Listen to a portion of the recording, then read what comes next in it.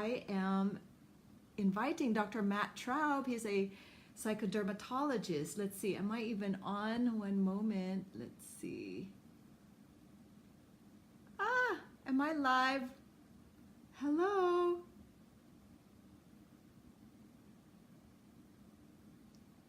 Oh, there you are. Did you,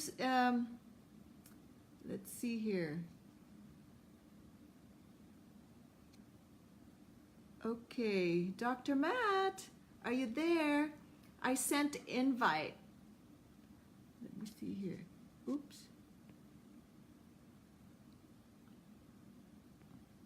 Or you can also click, oh my goodness, guest request.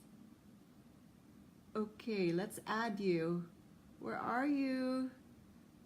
Allow your viewers to request to join. Yes, it's on.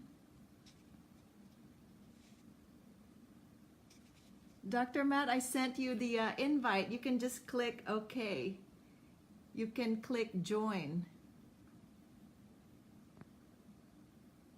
Oh, it's not working. Hold on.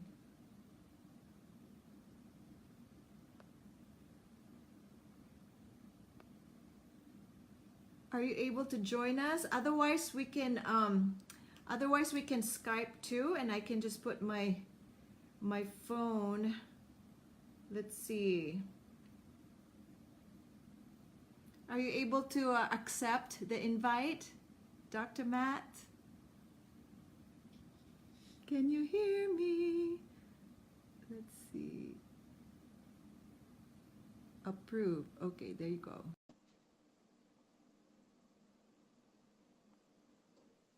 Let me approve it. Okay.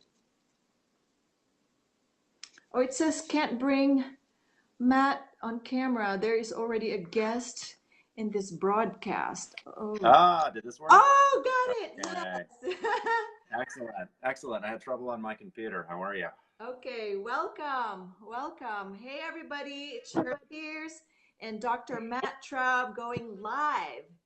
And this is going to be a very interesting live broadcast, a live video, because we're going to talk about psychodermatology. I've been talking to my clients about this, and they're like, oh, we've never heard that before. So everybody, I want to introduce to you Dr. Matt Traub. Welcome. Thank you for having me. And I know it's not a super well-known field. But in fact, as many people do experience, a lot of skin conditions can be related to how we feel emotionally and our emotional states. And so this whole idea of psychodermatology is really that intersection between our skin and our mind. And, I think there's some things that a lot of people are familiar with, even the idea of blushing. When you think about somebody blushing, that starts as an emotional state, and then very quickly, physically, our skin reacts. But there seems to be this sort of whole other field where I almost view it as people very silently suffering, because I think that when people have a big medical condition, if your chest hurt, you would of course go in to see a doctor. But sometimes when people are suffering from really difficult psychological challenges because of their skin, it's not always so well known to sort of where do you get help and who can help with this. And so for me, yeah, it's exciting because you don't always have to suffer, and you certainly don't always have to suffer alone.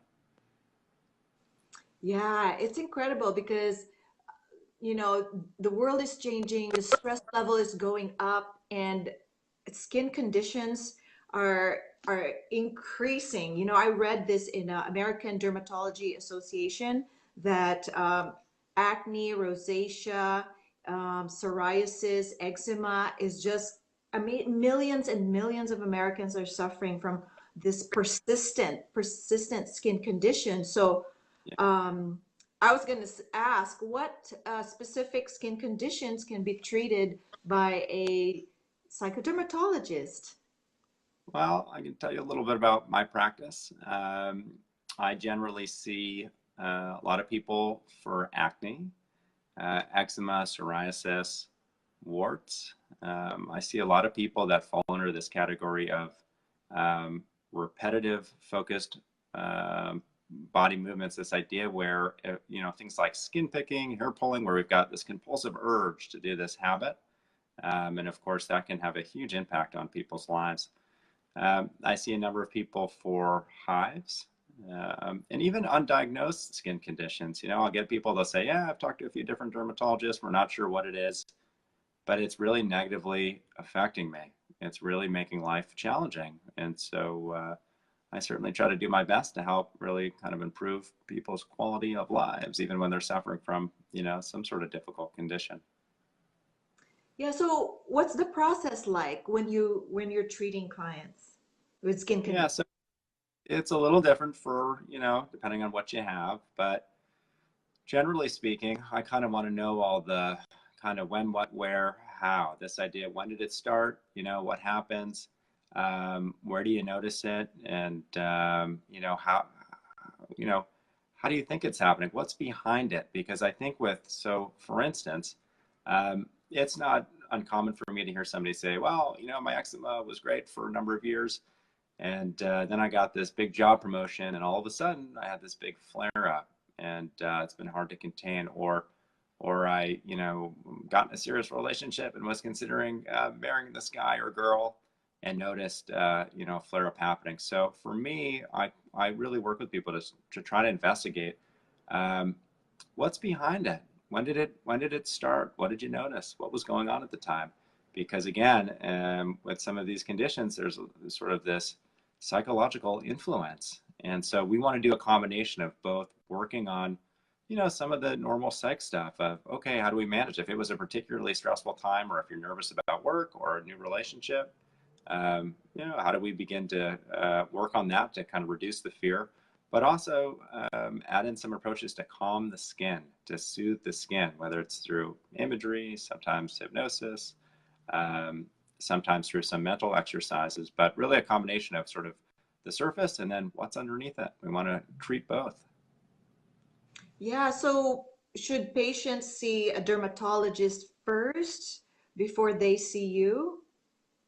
I always recommend it, absolutely. And I also think, so dermatologists, there are some wonderful interventions. They're just quick, they're easy. You go there, great. And sometimes you can just get rid of it. The other thing too is you want to know what you're dealing with. And I think, of course, seeing a dermatologist and sort of getting an idea of what they think it is, and their understanding of it's crucial. So yeah, I always recommend see a dermatologist first, and I'll say, if you're not getting anywhere, or it's sometimes I'll get a call from a dermatologist and they'll say, I've treated, so and so for skin picking, and although I can help heal some of the wounds, they keep doing it, and the work that I'm doing, they kind of keep scratching and making things worse. And to me, it's very clear it's psychological. So at that point, I'll say, all right, well, let's take a look at it and see if I can be helpful.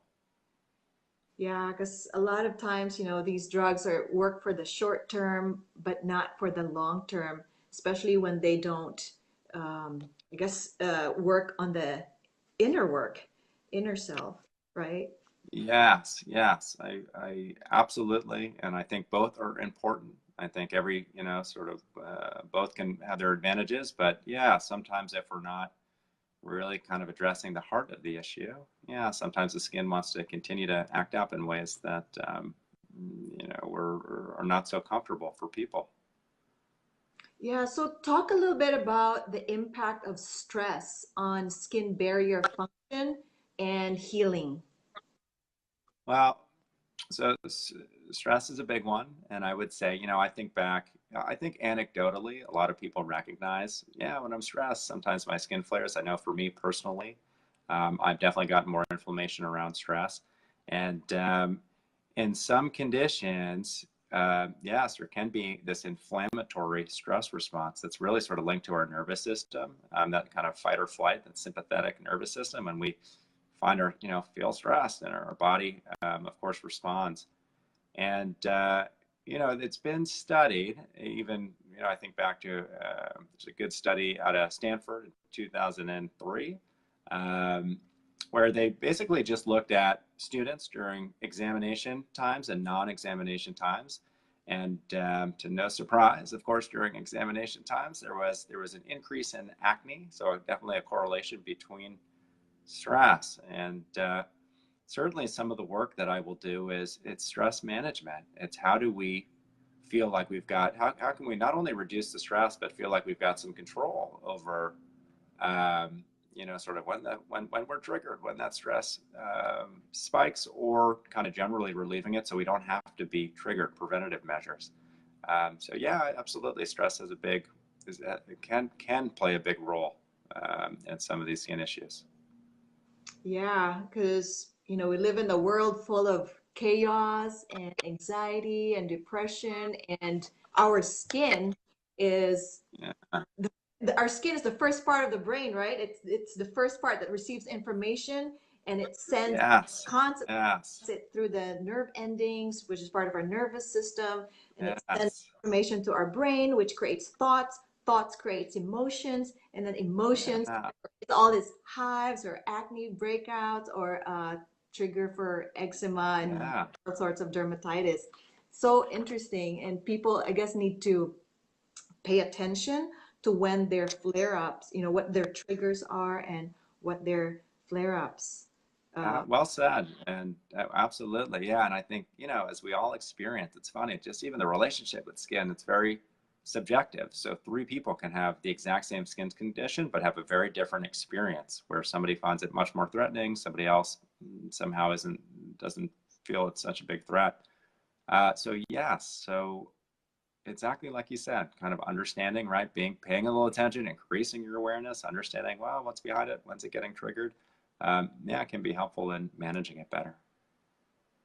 Thank you so much for that. So, how can a person tap into the power of their healing state? Well, I think, as an old mentor of mine used to say, sometimes we sort of get caught in this cycle of negative self-hypnosis. We sort of convince ourselves everything's bad, everything's going wrong. It's not uncommon for me to hear people say, oh, I would have got that job promotion, but my skin prevented me from doing it. Or I would have found somebody, a great partner or love, but my skin prevented me. And yeah, so part of it is it's retraining the brain a little bit in some of these areas. Sometimes our relationship with our skin is not only negative, but in some cases even threatening. It's incredibly preventative. And so in my practice, I do this combination of really sort of questioning some of our belief systems, re-examining them, and then adding in some other tools to sort of amplify getting ourselves in more of a not always necessarily a positive state, but really a negative state, neutralizing some of these things that then can induce more stress. And yeah, it's wonderful when people go, I love hearing people go, well, it was something that was always caused a tremendous amount of stress, and it felt like I had to isolate myself for years, and now I feel like I can go outside. I can re-engage with society, with friends, with people. And so it's sort of figuring out how to work on some of those messages that aren't always so accurate or helpful for ourselves. Hmm. So, would you say meditation or hypnosis helps with the flare-ups? Yeah, absolutely can. I'm a big believer of sort of using what speaks to the individual, but absolutely, yeah, meditation is fantastic. Hypnosis can be incredibly powerful. Definitely imagery. Definitely, sometimes I'll use some cognitive behavioral therapy and sort of techniques like that, even some sort of hypnotic imagery. Yeah, I sort of use that in combination of some pretty conventional kind of psychological approaches can make a big difference for people. Yeah, everything starts with the mind sometimes, and sometimes we tend to a lot of people I know, because I used to be this way too. I'd wake up in the morning and I'd start worrying. I'd start having anxiety attacks. Like, wait a minute, the day hasn't even started yet, and I'm already anxious. Where is this coming from? We're picking up all these signals from the chaotic world, right? So yeah, for me, meditation changed my life. Yes. It's Yes. amazing. And not necessarily the Excellent. silent kind, but the guided one, guided meditation. Yeah, meditation can really, I mean, I talk about influencing your nervous system and your stress. And I think, one thing I always kind of kid around with a certain number of people, for some people that have tried meditation, they go, oh my God, I'm too impatient. I can't, sit for so long. Well, there's kind of smaller versions and things you can do to get some of the benefit. Um, and a little bit of benefit goes a long way, especially around skin. Yeah. Yeah. Yeah. Well, Dr. Matt Traub, thank you so much. I know you're busy. So how can my audience, how can the people find you? What's your website? Just in case Well, yeah, I dermatology. appreciate it. My website is Matthew Traube. Last name is Traube.com. They can find me there, or if you just Google Matt Traube, you can find me. Yeah, and so generally, not only as a website, I've got a couple articles that just sort of illuminate a little bit of kind of the experience of what happens around skin and psychology and how to begin to work on it. Yeah, I appreciate you having me here, and always, it's something. Unfortunately, it really impacts a huge portion of people. So it's good for people to be sort of aware you're not alone, and there's resources. So thank you for having me. Appreciate it. Thank you so much. And I'll post your website in the comments below so people know Okay. where to find you. And thank you so much Okay. for your time. All right. You're welcome. You're welcome. Okay. Have a great day. Take care. You too. Bye.